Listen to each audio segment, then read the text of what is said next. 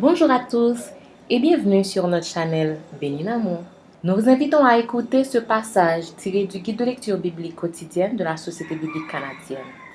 Si vous n'êtes pas encore abonné à la chaîne, dès maintenant, nous vous invitons à vous abonner et activer les notifications en cliquant sur la cloche pour ne pas rater toutes les prochaines vidéos qui arriveront ici.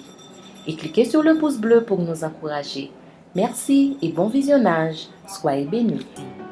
En effet, ce n'est pas par la loi que l'héritage du monde a été promis à Abraham ou à sa postérité, c'est par la justice de la foi. Car si les héritiers le sont par la foi est vaine et la promesse est anéantie. Parce que la loi produit la colère, et que là où il n'y a point de loi, il n'y a point non plus de transgression. C'est pourquoi les héritiers le sont par la foi, pour que ce soit par grâce, afin que la promesse soit assurée à toute la postérité, non seulement à celle qui est sous la loi, mais aussi à celle qui a la foi d'Abraham, notre Père à tous, selon qu'il est écrit. Je t'ai établi Père d'un grand nombre de nations. Il est notre Père devant celui auquel il a cru, Dieu qui donne la vie aux morts et qui appelle les choses qui ne sont point comme si elles étaient.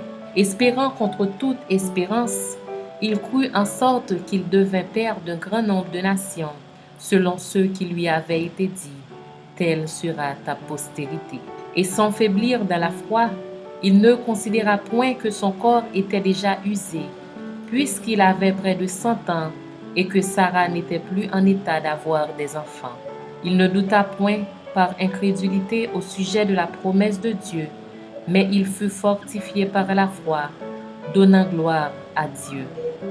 Et ayant la pleine conviction que ce qu'il promet, il peut aussi l'accomplir, c'est pourquoi cela lui fut imputé à justice. Mais ce n'est pas à cause de lui seul qu'il est écrit que cela lui fut imputé. C'est encore à cause de nous, à qui cela sera imputé, à nous qui croyons en celui qui a ressuscité des morts Jésus notre Seigneur, lequel a été livré pour nos offenses et est ressuscité pour notre justification.